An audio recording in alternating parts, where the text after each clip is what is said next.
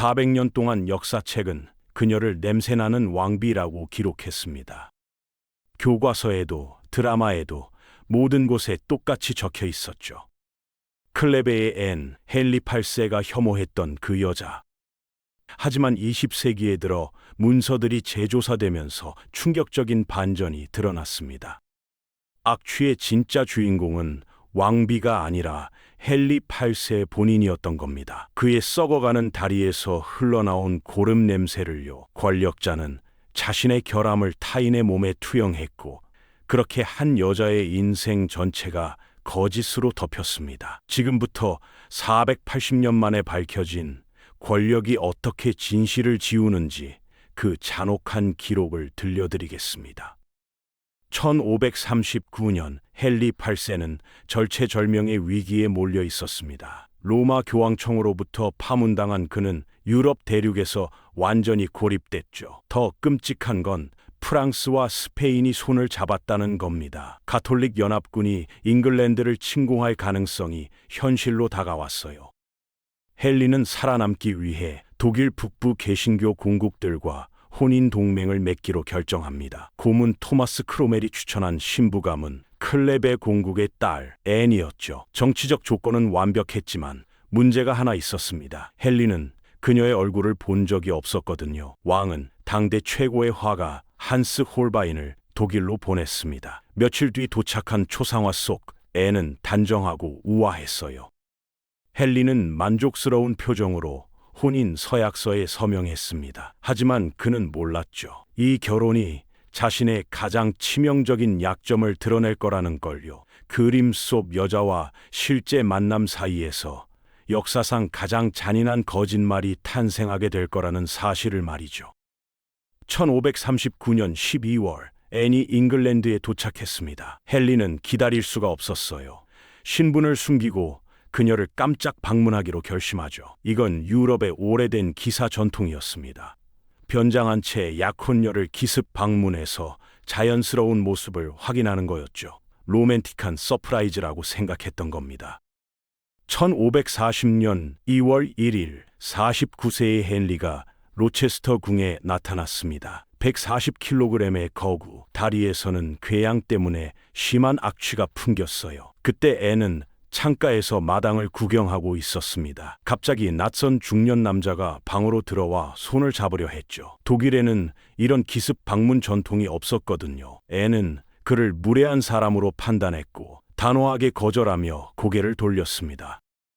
헨리가 기대했던 로맨틱한 순간은 그렇게 차갑게 끝났어요. 자존심에 깊은 상처를 입은 왕, 그의 분노는 곧 칼날이 되어 한 여자의 목을 향할 준비를 시작했습니다. 문화의 차이가 만든 비극적인 오해였지만 헨리는 이걸 절대 용서하지 않았죠. 거절당한 순간부터 그의 머릿속에선 이미 복수의 시나리오가 돌아가기 시작했습니다. 1540년 2월 6일 화려한 혼인식이 거행됐습니다. 하지만 헨리의 마음은 이미 얼음장처럼 식어 있었죠. 첫날 밤 침실에서 아무 일도 일어나지 않았습니다. 다음 날 아침 헨리는 주치의를 급히 불렀어요. 그리고 이렇게 말했죠. 그 여자에게서 도저히 가까이 할 수 없는 냄새가 났다. 왕의 말은 곧 기록이 됐습니다. 궁정 안에서 왕비의 위생 상태에 대한 악의적인 소문이 퍼지기 시작했어요. 하지만 진실은 정반대였습니다. 당시 헨리는 고도 비만에 당뇨, 만성염증까지 앓고 있었거든요. 의학적으로 성생활이 불가능한 발기불능 상태였죠. 자신의 남성적 무능력을 감추기 위해 헨리는 앤의 신체적 결함을 꾸며냈습니다. 왕권을 지키기 위한 거짓말이었어요. 권력자가 자신의 약점을 감추는 가장 쉬운 방법은 뭘까요? 바로 타인에게 그 책임을 뒤집어 씌우는 겁니다. 침실에서 시작된 첫 번째 거짓말, 그건 곧 400년을 이어갈 오명의 씨앗이 됐습니다. 누구도 왕의 말을 의심하지 않았고 앤은 변명조차 할 수 없었죠. 왕의 발언 이후 궁정은 소문으로 들끓기 시작했습니다. 앤에게서 썩은 생선 냄새가 난다는 식의 구체적이고 자극적인 이야기들이 퍼졌죠. 시종들이 말했고 귀족들이 속삭였고 심지어 외교관들까지 이 소문을 자국으로 보고했습니다. 앤의 명예는 순식간에 바닥으로 추락했어요. 그녀는 영어가 서툴렀습니다. 자신을 보호해줄 가문도 세력도 없었죠. 타국에서 철저히 고립된 상태였어요. 자신을 향한 조롱과 소문을 인지하면서도 애는 매일 아침 단정하게 옷을 입고 식사 자리에 나왔습니다. 말없이 자리를 지켰죠. 사람들은 그녀의 침묵을 굴복으로 봤지만 사실은 달랐습니다. 낯선 환경에서 살아남기 위해 선택한 유일한 생존 전략이었던 겁니다.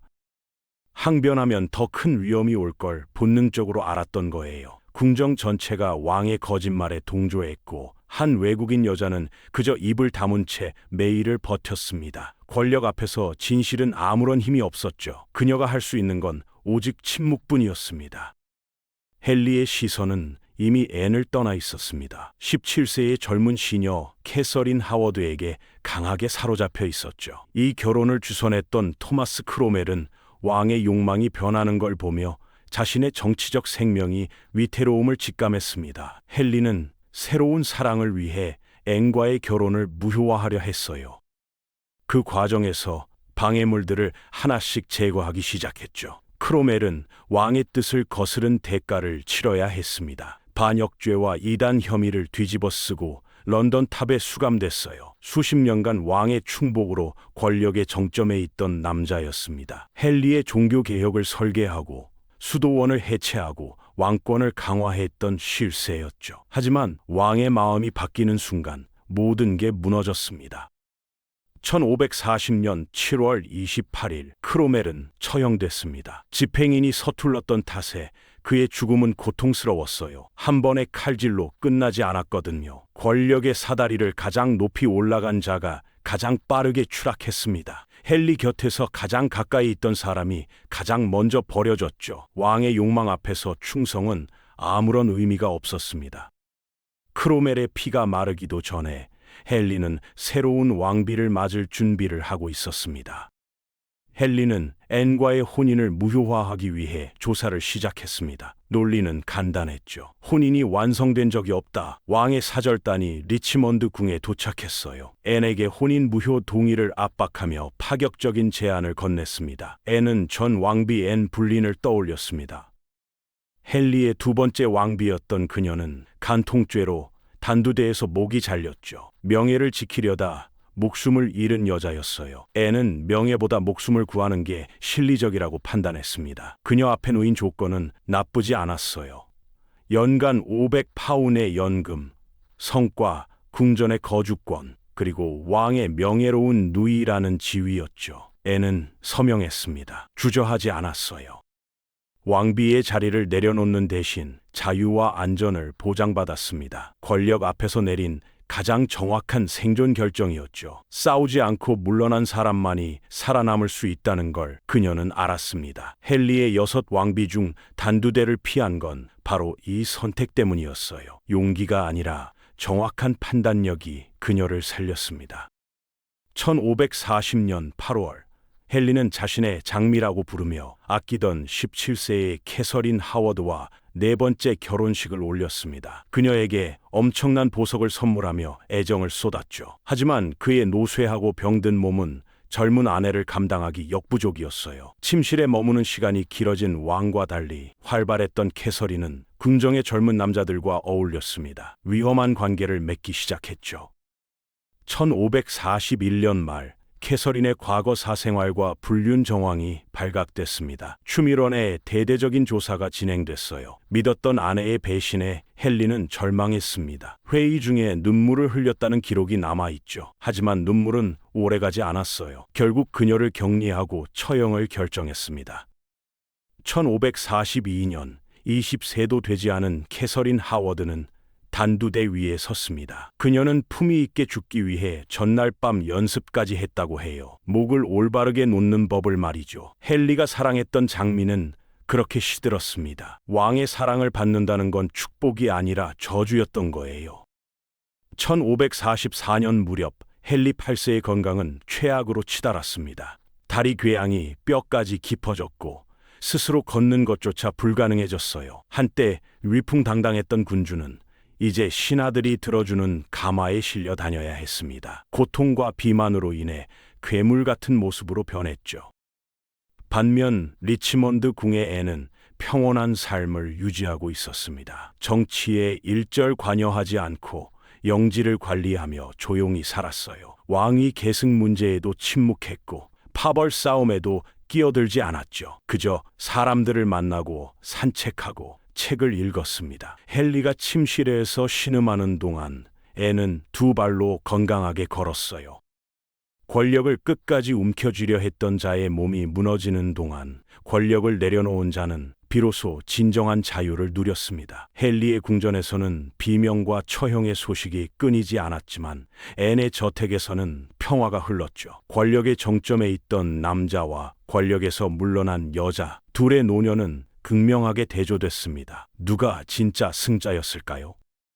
1547년 헨리 8세는 55세의 나이로 사망했습니다. 끝내 아물지 않은 다리의 상처와 수많은 처형의 기록을 남긴 채였죠. 앤은 헨리의 부고를 듣고도 아무런 반응을 보이지 않았습니다. 그저 조용히 자신의 자리를 지켰어요. 메리 1세 시대까지 말이죠. 1557년 앤은 41세의 나이로 자신의 집에서 평화롭게 자연사했습니다. 헨리 8세의 6 왕비 중 가장 오래 살았어요. 단두대나 유배의 위협 없이 생을 마감한 유일한 인물이었죠. 앤 분리는 목이 잘렸고 캐서린 하워드도 처형당했습니다. 제인 시모어는 출산 후 사망했고 캐서린 파는 헨리가 죽기 직전까지 불안에 떨어야 했어요. 하지만 엠마는 달랐습니다. 왕비의 자리를 포기한 대가로 목숨을 지켰죠. 그녀의 삶은 권력 앞에서 용기보다 중요한 게 있다는 걸 증명했습니다. 바로 언제 물러나야 할지를 아는 정확한 판단력이었어요. 싸우지 않고 살아남는 것, 그게 진짜 승리였습니다. 20세기에 발견된 외교 문서들이 모든 걸 바꿔놨습니다. 잉글랜드 도착 전 앤의 외모나 위생에 대해 부정적인 기록은 단 한 건도 없었어요. 오히려 그녀를 만난 외교관들은 우아하고 품위 있다고 기록했죠. 반대로 헨리의 주치의 기록에는 그의 다리 궤양에서 나는 악취에 대한 상세한 기술이 이미 수년 전부터 존재했습니다. 고름이 흘러나오고 상처가 썩어가고 냄새가 참을 수 없을 정도였다고요. 결국 냄새의 주인공은 왕 자신이었던 겁니다. 궁정 전체가 왕의 거짓말에 동조하여 침묵했고 그렇게 역사가 왜곡됐죠. 2020년 뮤지컬 식스는 앤을 유쾌한 생존자로 묘사했습니다. 그녀에게 부여되었던 오명을 씻어내기 시작한 거예요. 현대 예술 작품들이 480년 만에 그녀의 목소리를 되살리고 있습니다. 역사는 권력자가 기록하지만 시간이 흐른 뒤 진실은 반드시 살아남아 증언한다는 사실을 앤의 이야기가 보여줍니다. 거짓은 400년을 갔지만 진실은 영원히 남았습니다. 클레베의 앤은 서명 하나로 왕비의 자리를 포기했습니다. 하지만 결과적으로 죽음을 면하고 최후의 승자가 됐죠. 앤 불린, 캐서린 하워드, 토마스 크로멜, 권력의 중심에서 싸웠던 이들이 모두 죽는 동안 그녀는 살아남아 역사를 증언했습니다. 권력은 당장의 거짓말을 만들어낼 수 있습니다. 하지만 시간은 권력보다 오래 남죠. 결국 숨겨진 진실을 밝혀냅니다. 480년 만에 되찾은 그녀의 목소리는 우리에게 교훈을 남깁니다. 기록된 역사를 비판적으로 바라봐야 한다는 것, 권력자의 말이 곧 진실은 아니라는 것을요. 오늘 이야기가 유익했다면 앞으로도 역사의 이면에 숨겨진 진실을 탐구하는 여정에 함께 하시길 바랍니다.